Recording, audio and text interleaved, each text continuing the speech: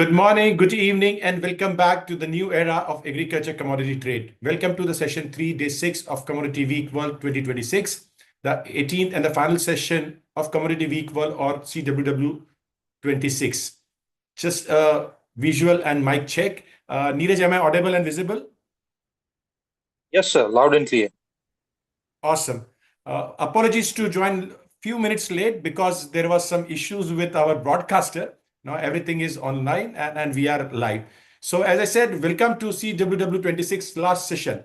Over the last 6 days, this global marathon has mapped out the complex structural transformations across the global maize, wheat, rice, oilseed, pulses, and regional sugar corridors. Now, as we arrive at the absolute finish line of this unprecedented event, we face the giant that anchors the Western Hemisphere. Welcome to the Sugar North and South America War Room. The agriculture value chain has crossed a critical threshold. The traditional playbooks, the one that relied on predictable crop cycles, stable freight corridors, and reliable trade alliances, have officially expired. Now we have seen that trade is no longer observing cyclical market corrections. Operations are running within a baseline of permanent structural volatility. Over the last 6 days, across 18 technical sessions, we have brought the global boardroom directly to your screens. CWW26, organized by HnyB Tech Incubations and Know Your Commodity, is presented by AgriGuru Online and is supported by Kripco Agri, Bajrang Group International, and Bengani Group, along with our association partners, OHA Myanmar, Ukraine Pulses and Soybean Association, and GOPKI Indonesia. Other institution partners include Solidaridad and the World Cooperation Economic Forum.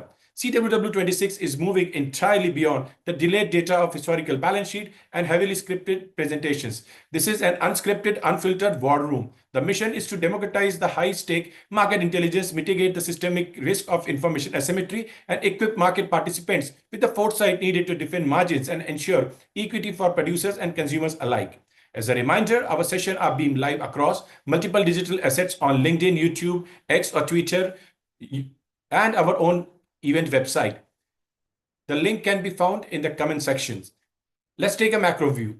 While the grain provides basic caloric survival for mankind, oilseeds dominate global feed and fats, and pulses are the nutritional security. The sugar complex is experiencing an unprecedented structural revolution. It is no longer just a global food staple, it is a primary feedstock for worldwide ethanol and bioenergy transition. Globally, the sugar balance sheet is attempting to stabilize, but the supply-demand matrix remains incredibly sensitive. According to the latest estimates, we have seen that the global sugar production for the 25-26 season was a record 182 million metric tons, marking a 3.5% year-on-year increase. The robust production, which has recovered from 2025-26 global sugar deficit to, 24-25 global deficit to a surplus of estimated 2.2 million metric tons. However, looking ahead to 2026-27 cycle, global sugar production is forecasted to contract by 1.15 to 2% year-on-year to something around between 178 to 180 million metric tons. While a global surplus currently exists on paper, it remains incredibly fragile. Any unexpected surge in ethanol diversion or late season weather anomaly can rapidly erode this buffer, keeping baseline physical availability tight. To understand how these global supply networks and industrial dynamics translate into physical trade risk, the focus must shift to the heavyweights of the Western Hemisphere, the ultimate origination engines and the policy architects of Americas, which bring us as a broadcast directly to the final panel of the day and of this marathon series, the American theater. Here in North and South America, the sugar narrative is defined by immense industrial scale, strict domestic import quotas, and massive cane-to-fuel arbitrage grids that dictate the global freight prices. Let's break down the critical America's pressure point. Let's talk about the US balance sheet and its import safety wall. According to latest estimate by USDA, the US sugar infrastructure is facing a highly sensitive supply matrix. Beet sugar production for 26-27 cycle is projected at 4.7 million short tons or STRV, driven down to the lowest harvesting area since 2019-20 due to planting delays. Cane sugar production is forecasted at 4.1 million STRV, representing a reduction from previous season due to winter freeze impact in key growing pockets. This leaves total US production at roughly 8.8 million STRV. To satisfy our total domestic use carried over at 12.4 million STRV, the US requires imports projected at something between 3.3 to 3.8 million STRV, leaving projected and ending stock at tight 1.7 million STRV or an ending stock to use ratio of 13.5%. Now let's go to Mexico. Closely tied to the US import matrix is the supply coming from the Mexico. Mexico sugar production for 26-27 is projected at 5.1 million metric ton. While seasonal rains alleviated the prolonged drought condition, production recovery continues to face structural constraint from recent rise in global fertilizer prices and other input costs. With internal consumption expected to decrease, we are seeing that Mexico's export surplus could be around 0.9 million metric tons. Now, Brazil, which is a global trade anchor, remains the undisputed titan. It is anchoring the international trade metrics and carryover volumes. For 2025-26 season, Brazil's sugar production is scaling to record highs. The output is expected to reach 44.3 to roughly 45.9 million metric tons, driven by favorable crystallization capacity at mill and strong international prices. Consequently, Brazil is projected to export a massive 35.7 to 35.9 million metric tons of sugar, solidifying its dominance in global supply pipeline. However, this sugar scale is tightly coupled with the monumental ethanol sector. Brazil's total ethanol output for 25-26 is projected to be roughly 36.8 billion liters. While sugarcane-based ethanol is carefully calibrated against sugar processing, the country is witnessing an explosive surge in corn ethanol production, expected to reach nearly 12 billion liters. The entire global merchant network is micro-tracking Brazil's cane crush ratio and dynamic evaluation of its domestic ethanol versus sugar parity. When the international crude oil prices fluctuate, Brazilian mills can rapidly pivot their processing lines, switching millions of tons of sucrose from exportable raw sugar into domestic biofuel pipelines. Navigating Brazil's supply chain means constantly calculating this industrial processing flexibility while managing severe rail and port logistic congestion at major export gateways like Santos to preserve delivery certainty. The days of relying on lagging monthly trade data or corporate platitudes to make multi-million dollar procurement or risk management decisions are long over. In a market defined by structural volatility, ground level and policy level foresight is the only viable defense line. Over the next hour, we are going to extract that definitive foresight one final time. We have assembled an allied strike force of American sugar expert. We have the originators managing massive deep water export campaign, the macro analyst decoding the real alignment of USD and CONAB balance sheet, and the commercial leader executing large-scale procurement and hedging strategies across volatile industrial period. Our mandate for this grand finale remains absolute, no script, no filter, pure intelligence. To our live audience, please indulge with our data, challenge your panels, and secure your strategic coverage edge for the remainder of 2026. The market does not wait, and neither should you. Welcome to the grand finale of Commodity Week World 2026. Let's officially open the Sugar North and South America War Room. With that, I invite my first panelist, Paulo von Ortzen. So Paulo is a highly accomplished global soft commodities executive with extensive expertise in sugar trading, corporate risk management, and the broader agriculture and bioenergy sector. He served as the head executive leading the global sugar trading desk for TRIA, a prominent commodity platform controlled by Patria Investimentos.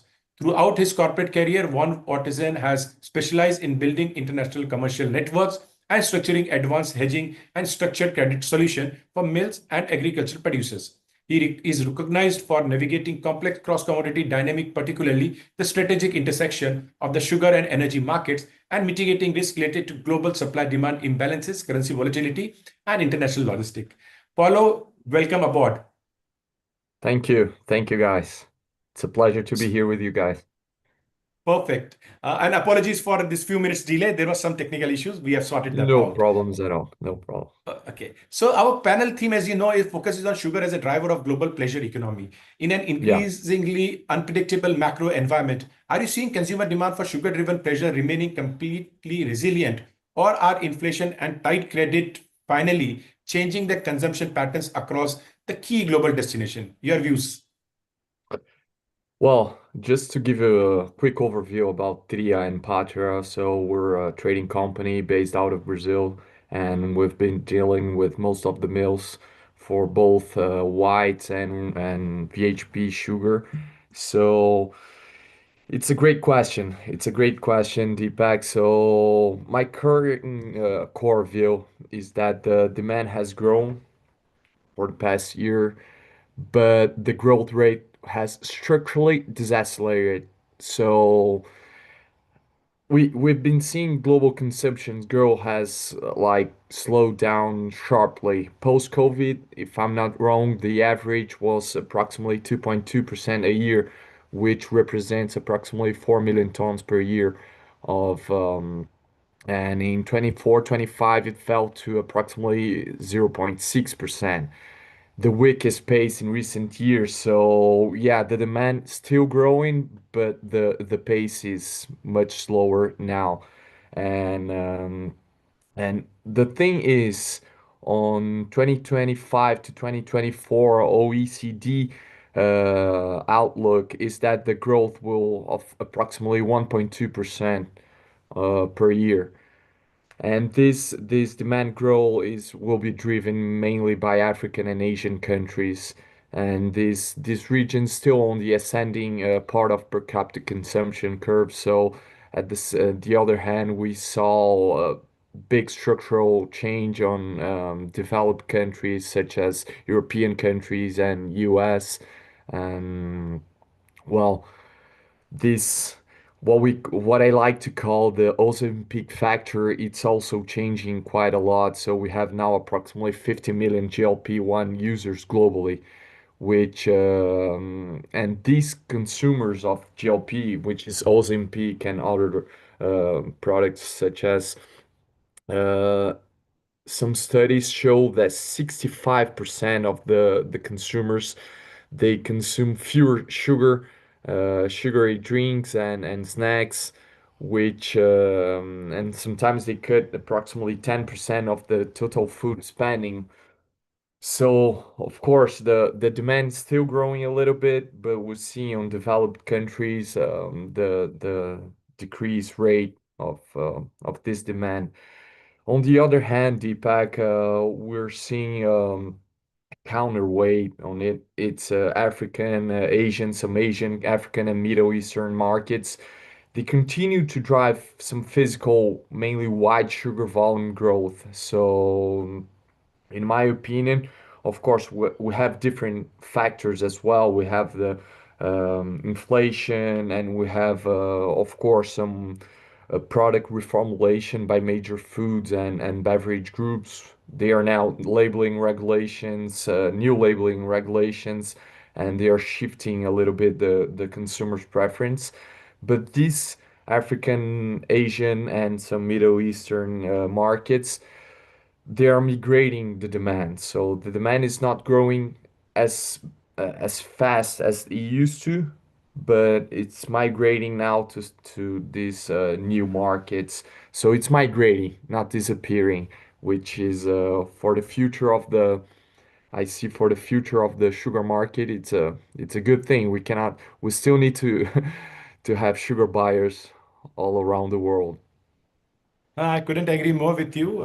In fact, the previous session, which was on Europe, we were talking about alternative sweeteners, and because of Ozempic and Monzero, we are suddenly seeing that spur of monk fruit sweeteners, stevia Exactly. sweeteners, right? So suddenly, like you go to a ultra Uber restaurant, and suddenly you find that sweet, sugarless savories.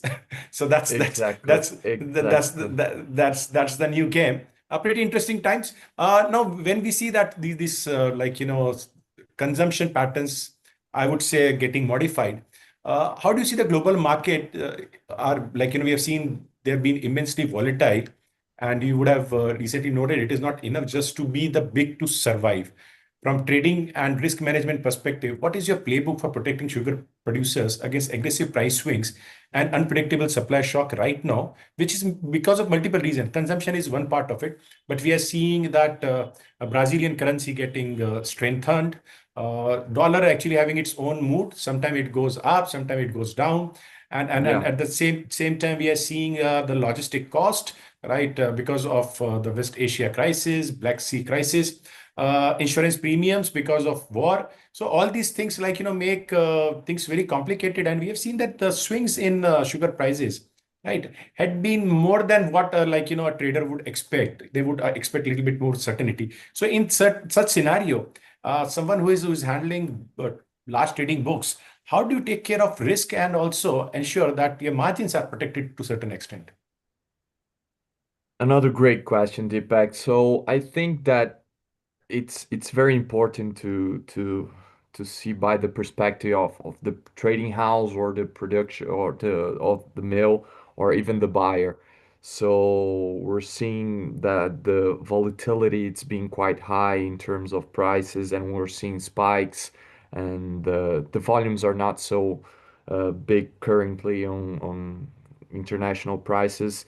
Even though I always like to see, well, as I'm based out of Brazil, I always like to see by the point of view of the producers here in Brazil, and not only in Brazil, but worldwide. I think it's very important to have a to look at from this perspective. So currently, for the past 1 year, I've been talking a lot with most of the mills here in Brazil, and my biggest complaint with them is that their biggest mistake usually producers make, it's not missing the peak. It's always failing to fix when the opportunity is there. So I always prefer, I like to say that averaging beats always every time trying to reach the peak. Well, so the thing is, before even the crop starts, most of the mills the producers they know the estimated production volume, the input cost, so everything they have fertilizers, fuel costs, agrochemicals, all the volumes they will need to all the costs they have, and they also know their FX exposure, mainly like in April or March, and usually they use all these inputs to calculate the margin worth protecting that they have. So they need in my opinion, the right discipline. So what I always say is that they have to fix trenches on price spikes. They don't have to always reach the best time to fix, but they need to start fixing a little by little, and that they average in over time, it's consistently more effective than bidding on the absolute maximum on the international prices. And what we saw in Brazil, and I also think that we saw that last year in Thailand, for example, that most of the producers they were waiting for the peak. So at a certain time, were the international levels were approximately close to their cost of production, and they wanted more. And now we're seeing for the past 4, 6 months that the prices are very low, so they're below their cost worldwide, all the producers. So now most of the mills they are forced to sell into a falling market, which is a very bad scenario for them. So, and in other hand, Deepak, this is very important to know because the funds they know this, so they will start entering the short position on international market as they understand that at some point most of the producers will have to sell, and they will press to move down even harder when this selling from the mills started arriving. So it's it's a very trick demand dynamic. It's and in other hand, with from the trading company perspective, it's also quite difficult because we have to check with the demand on the destination that the price is okay, they are going down, but at some point the prices will have to change. We cannot keep for a long term the costs the prices so low with costs so high. So it's in the trading, the sugar trading market right now, it's a very tricky situation for all the players, from trading houses, from mills, producers, and from for the clientele as well. So yeah, Yes, so that's Paulo, a little bit of, about my view. No, no, no, perfect. You are perfectly well taken, and I totally agree with you. But Paulo, we also know that there is another important aspect to Brazilian sugarcane industry. They have this magical capacity or capability to switch between sugar and ethanol, right? With Yeah. just a flip of their hat, right? Which is not seen in other parts of the world. And we see that the crude also doing its own bit, going up and down, right? Going $120 a barrel to coming down to $89 a barrel, then again playing around 105 for some time, coming back to around. So you see a lot of volatility in crude. Uh, Now, in this scenario, right, when the volatility is so swift, how do you see that actually, like, mills would be deciding whether to move to ethanol because sugar prices are low, or like, to continue producing sugar, believing or assuming that ethanol glut can also lead to the price dampening in ethanol as well. So looking at domestic part of it, or like, look at export market of sugar. That's one part of it. And when we talk about export in Brazil, Brazil also have another peculiar problem of logistics, right? In inland movement is always been a challenge, and ensuring the material reach the the demand centers of Africa, of Europe, of even to up to Asia becomes a little bit of a challenge as well, with CFR where cost pretty high and FOB not getting sufficient value because of sudden movement in the freight. With so many moving pieces, how do you balance, or the mill balance actually what they should be doing? It's third great question, Deepak. So the thing is, what I like to say is that the refineries here in the mills here in Brazil, they are biorefinery. So I always, well, Tria is a trading house that we work with sugar and energy, and at some point we'll have to start moving ethanol as we want to be at 360 overall the mill's production. So we have and this is a very important aspect from the mills here in Brazil, as they can switch from sugar production to ethanol production, and both of them also, while producing, they will be producing energy and also able to sell the energy as well. So, and it's a very tricky moment to for the mills to decide, as we on the first quarter of 2026 we saw the ethanol prices were very high compared to the sugar price. So most of the mills they started the crop this year with the max ethanol, but it's also a difficult thing, because what I always like to say, Deepak, is that the ethanol and sugar demand, its dynamics are very tricky. As I always like to say that ethanol, it takes the stairs up and the elevator down. So it's exactly what we saw, like for the past few months, where we were with the very high prices ethanol, and once the crop started, the cane crop started, we saw prices decreasing quite fast.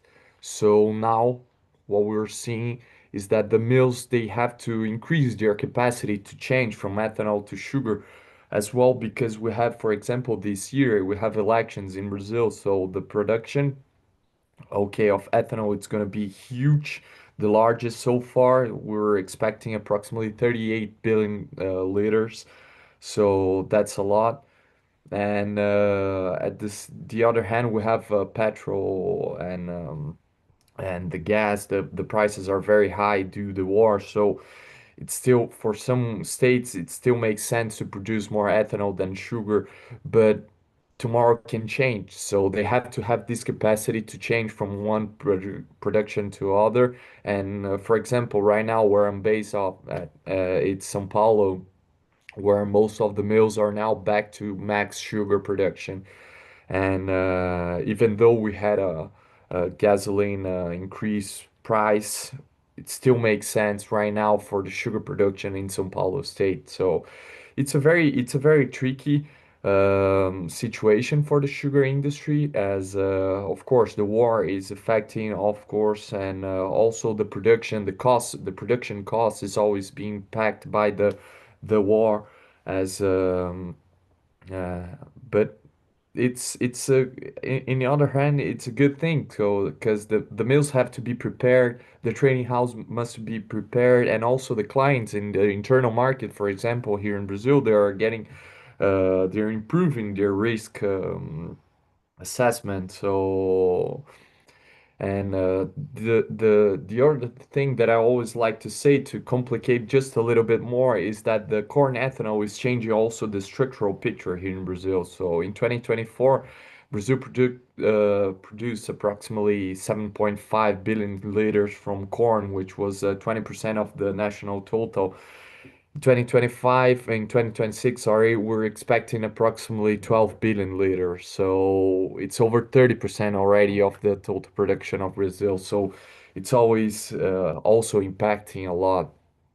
And if we, well, some projections are saying that the corn ethanol will reach approximately 45% of the total national supply in by 2035, which is would free more sugar for the mills to produce from the sugar cane. But yeah, it's a tricky scenario. It's a tricky scenario, and in my opinion, for the traders. The most important thing is to keep monitoring the ethanol sugar parity and how are the stocks, and stocks level internally are very important as well. And for example, this year we also have a big El Nino prediction, so which may lead to a higher ethanol production, as if we have a lot of rains here in the center south, we're going to be making most ethanol, probably even more ethanol than expected in the beginning of the year, as it's easier to produce ethanol after um, big rains. And also the thing that I said on the beginning, that the mills here in Brazil are a biorefinery, is that they have also the capacity of producing a big quantity of electricity. And while current levels are quite good for for the energy electricity, but with El Nino coming, we know that it will rain a lot in the center south of Brazil, in the south of Brazil, which will lead the prices to go down once again. And it's another thing for the mills to keep an eye on. So yeah, sugar prices, ethanol prices, electricity, fuel prices, everything. So it's always tricky, and our duty as a trading house, we always want to help the mill to be more ready, to be always ready to whatever the world brings us. So that's why we were so always so close to them and trying to help them to understand the scenario and what the future will bring to us. So yeah, that's it. Perfect. That's great intervention, Paulo. Really, thanks a lot for explaining completely the dynamics of Brazil. It is the elephant in the room when it comes to sugar, ethanol, and as you rightly pointed out, even corn now. And Yeah. that's the beauty. Surely Brazil is a export powerhouse, and we'll having interesting time going forward. Thanks a lot, Paulo, for joining. It's really, I appreciate your intervention. Thank you, sir. Thank you, guys. Thank you. So now we move to our next speaker, and we have in-house Judy James. She's president of J. James Consulting LLC, and one of the world's most celebrated independent analysts of the soft commodities market.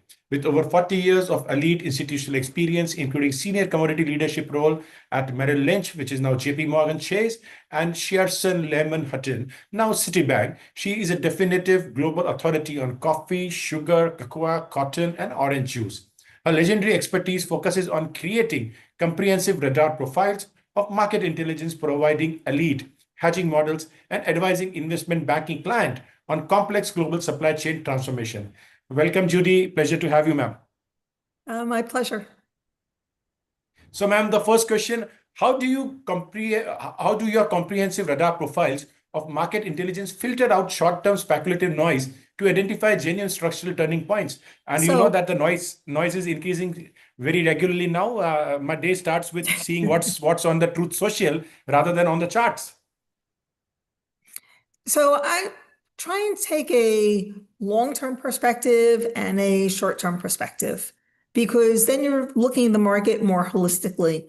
But what's really important is, I think, when you have that noise, to understand if it's just a short-term friction and it's going to disappear, or if it's really a defining pivotal moment that's going to shape trade flows potentially for years ahead or even decades. And so in the sugar market specifically, I would say last decade's revision of the EU sugar policy is a classic example. And as instead of being a net exporter, the EU became a net importer of sugar, and also influenced production in a very profound way out of the region. And so we have to look at those key moments. They don't happen that frequently. In the coffee market, for example, in 1989, there was the collapse of the International Coffee Agreement. And that had a profound effect on the coffee market for decades to come. And so those are things to watch out for that can change trade flows. But I want to add something else. In the prior session, Andrew touched upon the use of AI to inform market intelligence. And the one thing that I'm noticing over time, and I actually took a course on AI at MIT, a professional education course, a year ago. And that's essential to have a domain expert. I would categorize myself as one of them, because what happens is you'd be led down a rabbit hole. If you're using ChatGPT or Claude and you're putting in a question, it doesn't necessarily give you the answers that it should. But if you don't have the legacy and the historical background, you might be looking at misinformation and construe it as it's the gospel and it's the truth, and it's not. And you're making actionable decisions on false information. In a few weeks, I'm actually launching what I've coined the Ask Judy tool on my new J Gaines Consulting portal. And it's basically, it's based solely on verifiable data that I've cultivated over decades and have included in my subscription-based research report. So I have that catalog, that library, that archive, and I have this tool only staying as a closed loop within that archive, and it's all verified truth. And so that is, I hope it's going to be a tremendous resource for people in the industry who need historical facts and information. Sometimes the past creeps up on a market, and you need to understand what happened in a prior moment. So for an example, in past El Niños, what was truly the dynamic? What truly influenced production? Were there other offsetting factors? And a lot of the information out there is just false. It's not really capturing the information correctly and understanding the historical norms. And so that's what I'm trying to do, is have solely the verifiable data that I've cultivated over my decades in the market. And just to wrap up this discussion, one thing that I found lately is that I've been a fact checker on social media, that I see a lot of people posting information and trying to put these insights that are sort of quasi AI generated, and they're riddled with data errors. And someone will say, well, last year's record production. Well, it wasn't. You swing back to 1992, there was higher production. And they were looking at a very short time frame, which is one of the inherent problems, because like my database goes back, I have things going back to the 1950s that just aren't available on, because it predates the internet. So a lot of that information, those insights aren't really available. And so people are spewing out comment, and they're just, not fact checked. And so I'll come in and, very politely say, oh, by the way, great post. However, record production was in X, or these weren't, the highest exports ever. And so that's where AI tools certainly have its downfall. I couldn't agree more with you, Judith. Actually, we also work on creating and working on AI-based intelligence. And as you rightly mentioned, sometimes what happens is that the popularity of a specific data. Now, if that data wrongly itself quoted, say for example, 1,000 times, right? AI would see it to be truth, even though actually it is a wrong data. But maybe a data which is factually correct data and actually is being referenced only 20 times. It will not see that. I'll just give examples for example, in India, we have multiple estimate 1, 2, 3. Now, let's say the second estimate today would be having more visibility because it was launched a month back, not the third estimate. So if I go to the large language models and try to say that, hey, tell me what is the supply demand overview for say sugar, it will give me the second advanced estimate, while the third one has factored in El Nino and said, hey, there would be 2 million shortfall. But my AI engine will tell me everything is good. We are having 34 million metric tons of sugar available. And then I become excited, try to be seen as an influencer. I go to Twitter, I put it, now that become more popular. And again, so that vicious loop goes on and on. The best way, as you rightly have said, that actually your historical data, we also put a lot of guardrails. We put a guardrails on our AI tool so that actually it doesn't wander here and there, and it focuses on only the specific updated content coming from verified sites itself. So if I have to get a USDA data, I'm not looking at internet. I'll give the guardrail that anything which is new on USDA website, then only refer it. Don't go anywhere. Or for example, if I take your subscription, I'd say that only go to Judith's website and take data only from there. Don't roam around here or there, because that is not factually right data. And people don't understand. And in fact, my apologies, you are pretty senior than me. I found one thing that on social media platform, whether it is X or whether it is Truth Social or even to certain extent LinkedIn, getting into argument and discussion is giving more mileage to wrong data.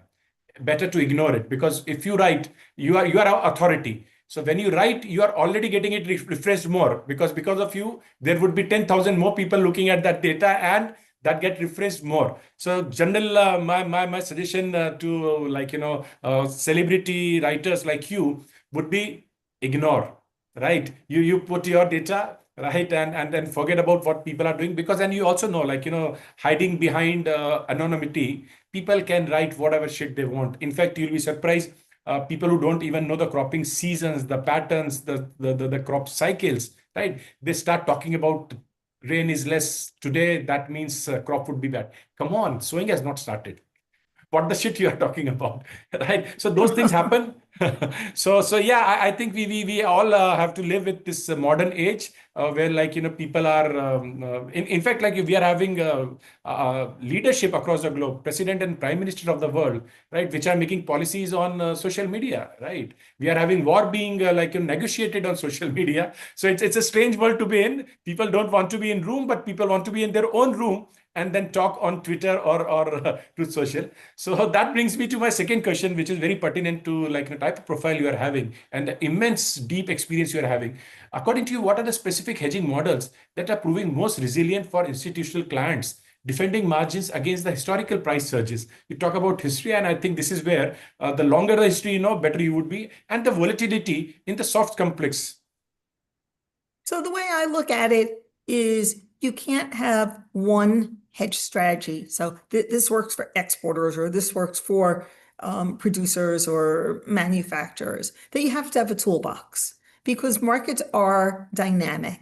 And a strategy that works in a lower price environment or reduced volatility isn't going to work in a highly stressful situation, from using options and the premiums change. And so what I always look at is you have to not only have a fundamental perspective and understand where the market is today and your view of where the market's going 6 months from now, but how is it going to get there? Because that changes also. Is it going to be where there's going to be a sudden surge, or is it going to be a gradual slope up? And that's going to change the profitability of whatever hedge strategy that you're implementing. So you have to look at the market first and foremost in terms of having a clear perspective. And sometimes that changes, and where do you have to make adjustments within that strategy? And then also, many times, a strategy that works today might not work tomorrow because there's some dynamic and shift in terms of the pricing. And it's just like insurance. So if the cost of insurance or the premium for options becomes expensive, you're going to say, wait a second, I can't afford this, or I don't want to spend so much on insurance. So then you have to have layered strategy, and how are you going to lower the cost of that insurance? But every time that you add that extra layer, you're giving up something in return. You're giving up you're not maybe covered from today's price. You're willing to say, okay, I'll give up a cent in the market or 2 cents and have a higher strike price just to help lower the cost of my insurance. It's no different than shopping around for health insurance or car insurance, where you change the deductible and you're saying, you know what, I'm very healthy, I tend not to get sick, or I have a perfect driving record, and therefore the first $1,500 or $2,000, I'm going to eat. It's on me. And then I want coverage after that, more like that medium to catastrophic insurance. And then every company has a different risk appetite and their risk tolerances. And so you have to work within the confines of the corporate mandates and figure out what the best policies are. So there is no cookie cutter answer here. Perfect. Totally agree with you. Sorry, my video was off. Yeah, so totally agree with you, Judy, and that brings me to another very interesting question because, like you have exposure of working with investment bankers and key large players who take position. So, how should investment banking and private equity client evaluate the long-term viability of a global supply chain transformations when climate anomalies permanently alter the production geography?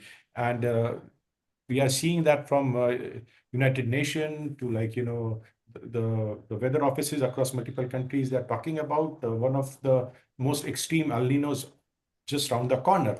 So how do you see that actually these weather anomalies would be having a structural impact? And how do the investment banking or the private equity players react to such, I would say, happenings? Okay, so I think you have to understand that agriculture is adapting to climate change already. So you have a lot of technology. The seed companies have been investing for years with more disease-resistant varieties. There's increased use of irrigation. There's regenerative farming to support soil health. And you have to think about it that when prices are high, okay, there's this push for increased self-sufficiency in the sugar market, and it limits import demand. At the same time, export nations have this incentive to expand. And so one of the things that, aside from the climate anomalies, is we have to look at, is there going to be this continued consolidation in the industry with the top producing countries supplying much of the world, because that leaves an increased vulnerability. So you have Brazil and you have India, and there's so much importance on India's small volume of sugar exports. But I remember, many times when India was a net importer. And then you have Thailand. And so you have El Nino, and India and Thailand become very vulnerable. History has shown that India has had as much as a double-digit decline in production. But it's not a single year. It's also, there's a lag effect depending on the timing of El Nino, where you have production in 27, 28 also potentially threatened. And so from that perspective, when there's this consolidation to a few countries that sugar becomes dependent on, then it actually increases the problems when there is the outlier year, once a decade or so where there's a problem.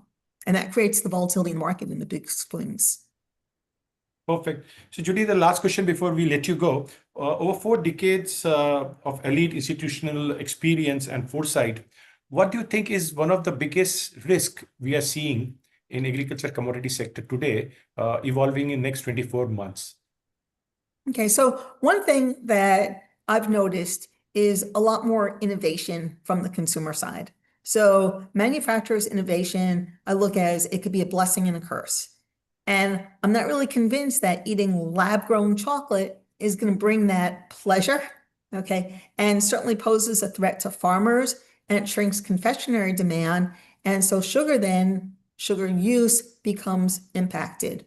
But I think an important discussion here, something that is currently being overlooked.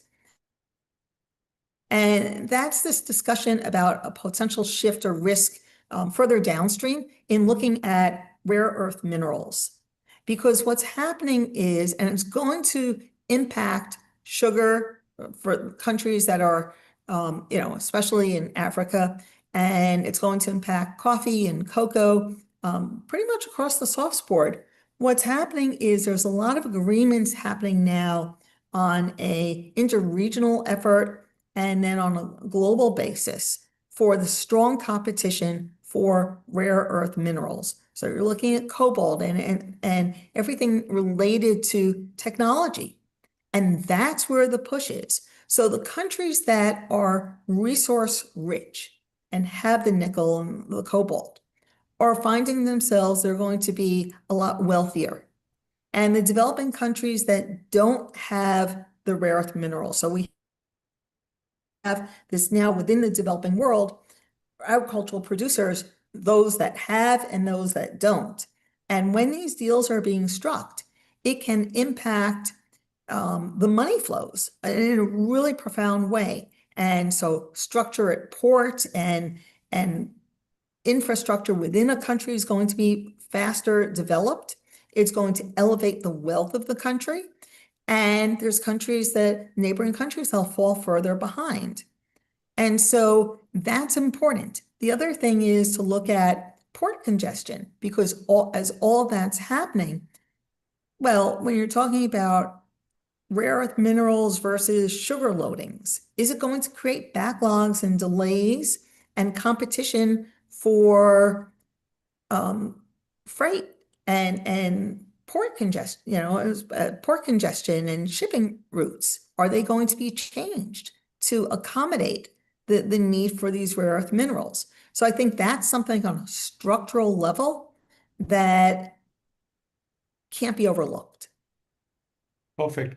Thanks a lot, Judy. It is a pleasure to have a discussion with you and get your insights, and wish you all the best for your upcoming release of your AI tool. Look forward to use it. And I would also request those who are looking at this webinar to also try it. And I'm pretty sure with the type of expertise, experience, insight, and multi-decades of experience you are having, it would be something awesome. And I can tell one thing based on my experience of so many years, that experience and historical memory, right, is what differentiate whether you are making money or losing money. And I think Judith, with such an illustrious career and having seen so many summers and winter, would be having the data and insight which nobody else would be having. Thanks a lot, Judith. It's a pleasure to have you on this event, and looking forward to have more engagements with you. Thank you. It was great, Deepak. Thank you for inviting me. My pleasure. My pleasure. So with that, we wrap up our current session. And this is very insightful way of saying that over past 18 sessions, we were able to bring some of the top experts. And those experts, I'm pretty sure, would have ensured you have learned a lot as an audience. I have learned a lot being a moderator and engaging with more than 100 top experts from across the globe. We would be signing off, and it's always, I would say, emotional to say goodbyes, but that is goodbye. You have been with me for 6 days, 18 session, and if I'm not wrong, roughly 45 to 50 hours and there is a bond which has been created. I also take this opportunity to thank all our speakers and our partners. Their names are just behind me. Please look at them. They have been supporting us in different ways. It's not always the commercial part of it, but with information, data, insight, structuring this whole sessions, all these they have played a very important role, and without them we couldn't have been successful. I also take this opportunity to thank my team, headed by Neeraj, technically supported by Dharya, who have done fabulous job. And as I said, like, close to 50 hours of sessions flawlessly. Yes, we do had minor ups and downs. Sometimes the broadcast doesn't work and somebody has to take care of APIs. Sometimes Zoom says, I'm sorry, today I'm not be working with you well, sorting those type of technical issues. So I would say back of the screen work has been as intense as the front of the screen work, which has been done by me. So we would also like to invite you, because as I said, like, in the starting of when we started these sessions, that we have such session twice a year. This time we have made it bigger. Generally, we have 6 sessions, 1 day each. This time we had 3 sessions every day for 6 days, making it 18. We'll continue the format, and we will be having our next commodity week world in January, that is January 2027, starting from 4th of January. So 4th January onwards, again, I don't know whether it's 6 days, 7 days, or more than that, depending on the type of commodities we want to cover. But yes, I make a promise to you, 4th Jan 2027, we will be back, and we would be back with a little bit more insights. And at the same time, we'll definitely learn from our experiences and improve, because I believe there is always a big room to improve. With that, signing off, your moderator, Deepak Pareek. Thanks a lot for your love and adulation. Thank you.